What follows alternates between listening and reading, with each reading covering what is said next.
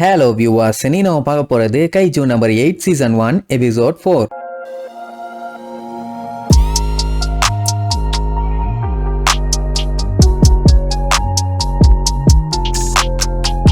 Open பண்ணா போன பாட்டுல நம்ம கஃப்கா இந்த டைம் நான் விடுறதால எப்படியாச்சும் இந்த டெஸ்ட்ல பாஸ் ஆகியே தீர்வேன்னு சொல்லி முக்குன்னு முக்கிய முடங்கினதுல 0.01 பவர் அதிகமா இருக்குது. போட ஆண்டவனே நம்ம பக்கம்னு பில்டப் பண்ணுவான். ஆனா உள்ளுக்குள்ள வழியில பாடி வைப்ரேட் ஆகுது, அதை வெளியில காட்டிக்க மாட்டேங்கிறான். காலே உடஞ்சு போச்சு. இனி சீன் காட்டி என்ன தான் பண்ண போறானோ. வைஸ் கேப்டன்லாம் ஏதாச்சும் எசக புசக ஆச்சுன்னா நான் ஷீல்ட் ஆன் பண்ணி விட்டுருவேன். அதுக்கப்புறம் இப்படி டிராமா எல்லாம் போட்டுக்கிட்டு இருக்காதேம்மா. சரி ரைட்டு ரெனோவா தனியா போய் சண்டை போட சொல்லுவான். ஏன்னா இவனுக்காண்டி இவன் கூடவே சுத்திட்டு இருந்தான்னா அவனோட ஸ்கோரும் அடிவாங்கும்ல, அதுக்காக. ஆனா அவன் வாங்க நம்ம ஒன்னாவே போராடுவோம்பா. ஆமா, இதுக்கு முன்னாடியே ரெண்டு பேரும் ஒன்னா சேர்ந்து சண்டை போட்டதுனால தான் உயிரோடவே இருக்கானுங்க. அதனால ரைட்டு வா ஒரு கை பாத்துடலான்னு ரெனோவோட கழுத்து மேல ஏறி உட்காந்துக்குவான். ஏன்னா காலு உடஞ்சு போச்சு, அந்த காலை வச்சுட்டுலாம் ஓட முடியாது. அதனால ரெனோ தலையில ஏத்திட்டா ரெண்டு பேரும் சேர்ந்து சண்டை போட போறாங்க. ஐயோ, வைஸ் கேப்டன் இதை பார்த்துட்டு விழுந்து சிரிப்பான். நம்ம பையன் பண்ற அட்டுவலியத்தான் அவனால தாங்க முடியல. சரின்ட்டு இவங்க அடுத்த யோசியை தேடி வேகமா ஓடுவாங்க. இஹரு ஷினோமியா கிட்ட போட்டி போட்டு எப்படியாச்சும் இந்த கைஜுவை நான் தான் கொள்ளுவேன்னு ட்ரை பண்ணுவான். ஆனா அவன் செம ஸ்பீடா இருக்கனால அவனால எதுவும் பண்ண முடியல. ஓவர்டேக் பண்ணி சுட்டு தள்ளிட்டு போயிட்டே இருக்கான். இதுல வேற அவளுக்கு ஹெல்ப் பண்ண இவங்க போறாங்களாமா. அங்க மத்தவங்க எல்லாம் பாத்தீங்கன்னா யோஜியவே கண்ட மேனிக்கு வளைச்சு சுட்டுட்டு இருப்பானுங்க.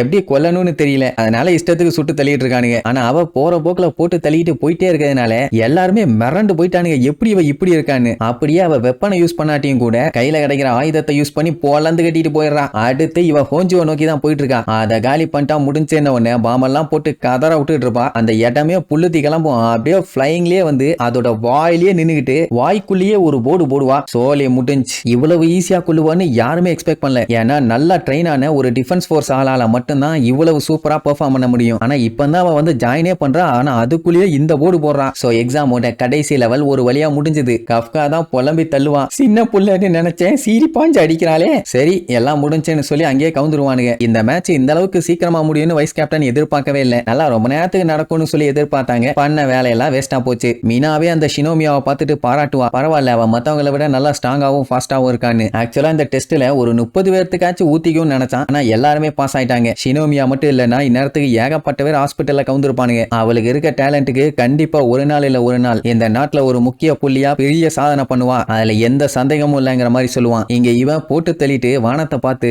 டேடி நீங்க எதிர்பார்க்கிற மாதிரியே நான் இருக்கனான்னு சொல்லி கேட்பான். அதுக்கப்புறம் அந்த பெருசு இப்ப என்ன பண்ணுதோ தெரியல. சரி எங்கேயாச்சும் விழுந்து கிடப்பாரு போய் பாப்போன்ட்டு போகும்போது திடீர்னு பின்னாடி இருந்து இன்னொரு கைஜு வரும். ஏதோ ஒண்ணு வருதுன்னு தெரிஞ்சவன டப்புன்னு திரும்புவா. அடுத்த செகண்டே நெஞ்சில ஒரு போர்டு கட் பண்ண. இவனுக்கு ரெண்டு பேரும் ஷினோமியா பத்தி பெருமையா பேசிட்டு இருப்பானுங்களா. அந்த டைமுக்கும் போது இவ்வளவு நேரம் இவங்க கஷ்டப்பட்டு சுட்டு தள்ளாங்களே யோஜி, அதோட டேமேஜ் ஆன பாடி எல்லாமே மறுபடியும் ரீஜெனரேட் ஆக ஆரம்பிச்சிருச்சு. எல்லாம் மிரண்டு போயிருவாங்க, என்னடா நடக்குதுங்கன்னு. அதே நேரம் ஷினோமியா இங்க சுடுவாங்கனால ரத்தம் காட்டுத்தனமா ஊத்தும். ஆனா அந்த ஷீல்டு அப்படியே ரத்தம் வரத கொஞ்சம் கொஞ்சமா குறைக்கும். ஐ மீன் அந்த ரத்தத்தை பிளாக் பண்ணி வேணா வைக்குது, மத்தபடி காயத்தெல்லாம் சரி பண்ணாது. இந்த தட்டு மண்டையை யாரு புதுசா இருக்கான்னு பாத்துக்கிட்டு இருக்கும் போதே அவன் பேசுவான். அதை கேட்டுட்டு இன்னும் ஷாக் ஆவா. ஏன்னா இது வரைக்கும் எந்த கைஜுமே பேசி இவங்க பார்த்ததே இல்ல. அவன் என்ன பண்ணுவான், சுட்டு தள்ளாலே அந்த ஹோஞ்சு அதை சரி பண்ணிட்டு இருப்பானா. மறுபடியும் இவன் எந்திரிச்சு அட்டாக் பண்ண போவா. ஆனா அவன் ஜஸ்ட் கையை மட்டும் தான் நீட்டுவான். ஏகப்பட்ட புல்லட் அவன் பாடியில வந்து இறங்கும். அவளால ஒண்ணும் பண்ண முடியல. இங்க இவளோட பாடி மோசமான உடனே கண்ட்ரோல் ரூம்ல இருக்க இவங்களுக்கும் தெரிஞ்சு போச்சு அங்க ஏதோ பஞ்சாயத்துன்னு. அதுக்கப்புறம் தான் ட்ரோன் எல்லாம் வச்சு செக் பண்ணி பாக்குறாங்க. அடி ஆத்தாடி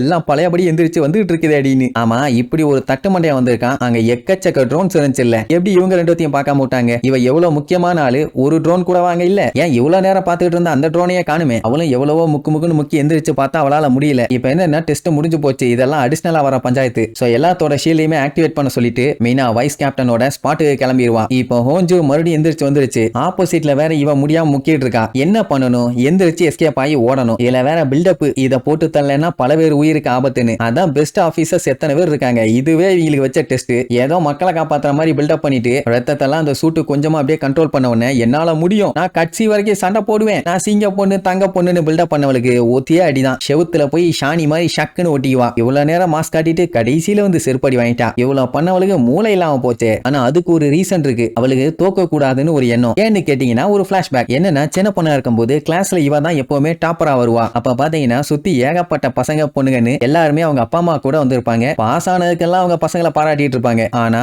இவ ஃபர்ஸ்ட் ரேங்க் எடுத்திருப்பா. யாருமே இவ கூட இல்ல. ஏன்னா அவங்க அவங்க டேடி ஒரு பிஸி மேன். அப்போ அவளுக்குன்னு வச்சிருப்பாங்களே ஒரு சர்வெண்ட், அவரு உங்க அப்பா இன்னைக்கு வருவாரு, கண்டிப்பா இதை கேட்டு சந்தோஷப்படுவாரு அப்படின்னு சின்ன பொண்ணு கவலைப்படக்கூடாதுன்னு சொல்லி கூட்டு போவாரு. சரின்ட்டு அப்படி போய் அவங்க அப்பா கிட்ட சொன்னா அதை கேட்டுட்டு சந்தோஷம் எல்லாம் பட மாட்டாரு. அதான் ஜெயிச்சிட்டு இல்ல, எதுக்கு தேவையில்லாம ஆட்டம் பண்ணும், அடுத்த வெற்றிக்கு என்ன பண்ணணுமோ அந்த வேலையை பாரு. ஆக்சுவலா அவளுக்கு அம்மா இல்ல, இருந்திருந்தாங்கன்னா கொஞ்சம் பாசம் காமிச்சிருப்பாங்க. டேடிங்கிறதுனால அவர் ஒரு மொரட்டு பீஸ். அட டிஃபென்ஸ் போர்ஸ் இருக்காங்கல்ல, அவங்களோட டைரக்டர் ஜெனரலே அவர்தான். ஃபியூச்சர்ல இந்த நாட்டை காப்பாத்தணும்னா நீயும் அதுக்கு பெர்ஃபெக்ட்டா இருக்கணும், அப்பதான் உன் மம்மி ஹாப்பியா இருப்பாங்கன்னு சொல்லி சொல்லி வளர்த்திருக்காரு. எதுவா இருந்தாலும் சரி, எந்த தடைகளா இருந்தாலும் சரி, உடச்ச தள்ளிக்கிட்டு போய்கிட்டே இருக்கணும், எப்பவுமே எதுலயும் பெஸ்டா இருக்கணும் அப்படி இப்படின்னு பயங்கரமா சொல்லி சொல்லி வளர்த்ததுனால உள்ள விடாம போராடுவா. அப்படி சண்டை போட்டால ஒத்த கையே உடஞ்சு போச்சு. இனி ஏகப்பட்ட பஞ்சாயத்து, எதுவும் பண்ண முடியாது, அவ்வளவுதான். இப்போ ஹோஞ்சேக்கு கொம்பெல்லாம் வளர்ந்து ஷினோமியாவை சாவடிக்க போகுது. அதனால ஏதாச்சும் பண்ணுங்கன்னு சொல்லி இங்க கத்திட்டு இருப்பாங்க. கேப்டனும் வைஸ் கேப்டனும் இப்பதான் கேட்டுக்கிட்டே வராங்க. அவங்க வந்து சேரைக்குள்ள எல்லாம் கன்ஃபார்மா சோழியே முடிஞ்சிரும். ஏன்னா அது பவர்லாம் எடுத்து அட்டாக் பண்ணவே ரெடி ஆயிருச்சு. அவ அங்கேயே மண்டி போட்டு அழ ஆரம்பிச்சிருவா. ஏன்னா அவ டேடி எதிர்பார்த்த பொண்ணு அவளால பெர்ஃபெக்ட்டா இருக்க முடியல. அதனால என்னைய மன்னிச்சிருங்கன்னு சொல்லிட்டு இருக்கும் போதே அந்த ஹோஞ்சோக்கு செவினிலேயே ஒரு குத்து விழும். அப்போ கஃப்கா வந்து நீ மாஸ் காட்டிட்ட, இதுக்கப்புறம் நீ ஒண்ணு கவலைப்படாத, நான் பாத்துக்கிறேன்னு சொல்லிட்டு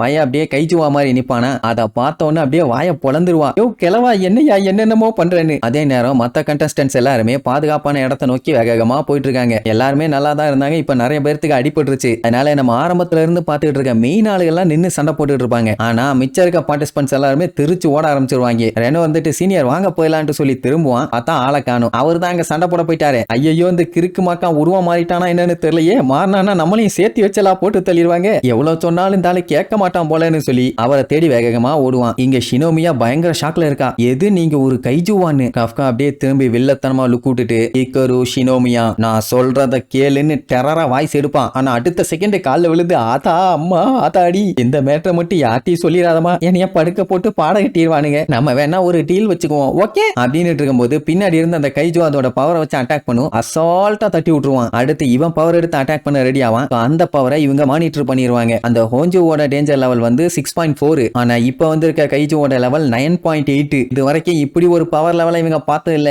ஆடி போயிட்டாங்க. உடனே கேப்டனும் வைஸ் கேப்டனும் வெள்ளந்தடிச்சு ஓடிட்டு இருக்காங்க. ஏன்னா இப்படி ஒரு கைஜு ஊருக்குள்ள சுத்துச்சுன்னா ஏகப்பட்ட பேருக்கு ஆபத்து. சட்டை புட்டுன்னு காலி பண்ணியே தீரணும்னு அப்படி ஒரு வேகம். எங்க நம்மால பவர் எடுத்து போசெல்லாம் கொடுத்து நீ அடிச்சா அடி விழும், நான் அடிச்சா பொடி விழும், ஐ மீன் நீ பொடி பொடியாய் விழுவடா அப்படின்ட்டு ரெண்டு பேரும் மாத்தி மாத்தி ஒரு பஞ்சு வைப்பாங்க. அம்மாளு வச்ச பஞ்சுல அப்படியே வெட்டிச்சு செதறிடும். அந்த இடத்துல ரத்த மலையே வந்துடும். இதுக்கப்புறம்லாம் அது ரீஜெனரேட் ஆகிறதுக்கு வாய்ப்பே இல்லை. நல்லா யாரு அடிச்சா அவள் பிறக்கும், புடிச்சா பொறி பிறக்கும்டான்னு பில்டப் பண்ணிட்டு இருக்கும் போது மறுபடியும் அது ரீஜெனரேட் ஆக போகுமா? அப்ப என்ன பண்ணும்? அடிச்சு நொறுக்கணும். அதை விட்டுட்டு காலில் விழுந்து கெஞ்சுவான். ஐயோ மடி எந்திரிச்சு வந்து அதை எந்திரிச்சு வந்துடாதுன்னு. நல்ல வேலை எந்திரிக்கல, அது அப்படியே விழுந்துரும். என்ன வெறும் குடலை வச்சுக்கிட்டு எப்படி ரீஜெனரேட் ஆகும்? அதுக்கப்புறம் தான் பயலுக்கு கொஞ்சம் நிம்மதியாவே இருக்கும். இவ பார்த்துட்டு ஷாக் ஆயிட்டு இருப்பா. வேகமா அவளை நோக்கி ஓடி வருவான். ஐயோ நம்மளை கொல்ல போறான்னு பீதியில இருக்கும்போது அவளுக்கு பின்னாடி வந்த கைஜு அட்டாக் பண்ணி காலி பண்ணியிருப்பான். அதுக்கப்புறம் அவகிட்ட போய் இந்த வேலையெல்லாம் பண்ணது நான் தாமா, நீ பயப்படவே வேண்டாம், இந்த அழகான அற்புதமான கியூட்டான சின்ன பையன் முகம் தான் அப்படி மூஞ்ச காட்டிட்டு இனிமேட்டு தனியெல்லாம் போய் சீன் போட்டுக்கிட்டு இருக்காத, தூக்கி போட்டு வாயிலே மிதிப்பாங்கன்னு அட்வைஸ் பண்ணுவான். ரெனோ வந்து மண்டையிலே ஒரு போர்டு, பின்ன எந்த விஷயத்த யார் சொல்லிட்டு இருக்கா,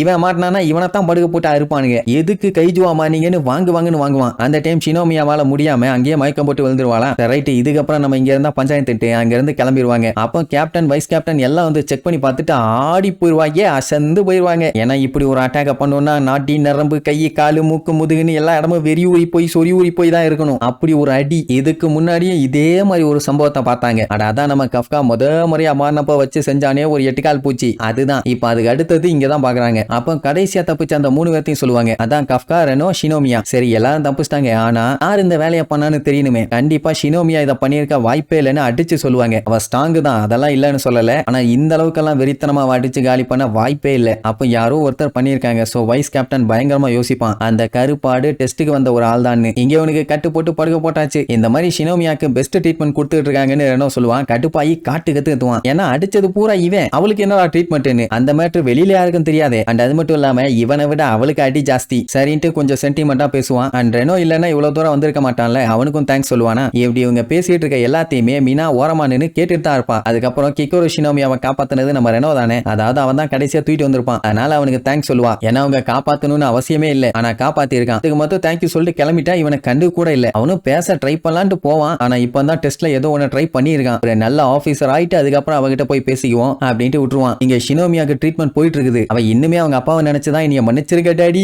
மன்னிச்சிருங்க டாடின்னு ஃபீல் பண்ணிட்டு இருக்கான். ஏன்னா அவங்க அப்பா அப்பா சொன்ன மாதிரி பெஸ்டா இருக்க முடியேன்னு அவளுக்கு கவலை. அப்புறம் வைஸ் கேப்டன் வந்து என்ன ஏதுன்னு இவளை பார்த்துட்டு அந்த ஹோஞ்சுவை கொண்டதுக்கு ரொம்ப ரொம்ப தேங்க்ஸ் பாரு. அவ அப்படியே யோசிப்பாளா, என்னம்மா நீ தானே கொன்ன அப்படின்ட்டு கொஞ்சம் அழுத்தி கேட்பான். அவ கொல்லலன்னு சொன்னா மறுபடியும் தோண்டுவாங்க. அப்போ நம்ம பையன் மாட்டிக்க நிறைய வாய்ப்பு இருக்குது. அவன் தான் சொல்லக்கூடாதுன்னு சொல்லி கெஞ்சினானே, அதனால நான் தான் அந்த கைஜுவை கொன்னேன்னு அப்படியே டெரரா சொல்லுவா. வைஸ் கேப்டனுக்கு இன்னுமே இடியுது. நிஜம் மாதிரியே தெரியல. ஏன்னா அவன் பார்த்தோன்னே ஃபர்ஸ்டே சொல்லிட்டான் இவ இதை பண்ணிருக்க மாட்டான்னு. அப்படி இருக்கும்போது இவ சொன்னா மட்டும் நான் நம்பிடுவானா என்ன? அதே நேரம் வந்துச்சே ஒரு தட்டுமண்ட கைஜு. அந்த கைஜு பாத்தீங்கன்னா கக்கூஸ்ல உட்காந்து நியூஸை கேட்டுட்டு இருக்குது, என்னாச்சு ஏதாச்சுன்னு. என்னன்னா அவனுக்கு அங்க யாராச்சும் செத்து இருக்கணும், பட் யாருமே சாகலையே. அதை அவனால தாங்கிக்க முடியல. ஐயோ போச்சான்னு புலம்பிட்டு இருப்பான். அந்த நம்பர் 8 கைஜுவை பத்தியும் சொல்லுவாங்க. அதை நான் கைஜுன்னு யோசிச்சுட்டு இருப்பான். அப்ப வெளியில இருக்க சில பேர் அவனுக்கு கால் பண்ணி என்னடா ஆயின்னு கக்கூஸ்ல கிண்டிட்டு இருக்க, சாட்டு புட்டுன்னு வாடாம்பாங்க. பார்த்தா புசுக்குன்னு மனுஷனா மாறிடுவான். அதாவது கஃப்கா எப்படி மனுஷனாவும் கைஜுவாவும் மாறானோ அதே மாதிரிதான் இவனும் போல. இவன் என்னடானா அந்த கைஜுவை கிளீன் பண்றாங்கல்ல அந்த கம்பெனில தான் வேலை பார்த்துட்டு இருக்கான். புதுசா சேர்ந்திருப்பான் போல. முன்னாடி போறவங்க எல்லாம் அந்த கைஜு டெஸ்ட பத்தி தான் பேசிட்டு போவாங்க. ஆனா இவன் அடுத்து என்ன பிரச்சனை பண்ணலான்ட்டு பயங்கரமா யோசிச்சுக்கிட்டே போறதோட இந்த எபிசோடுக்கு எண்டு கார்டு போட்டு முடிக்கிறாங்க.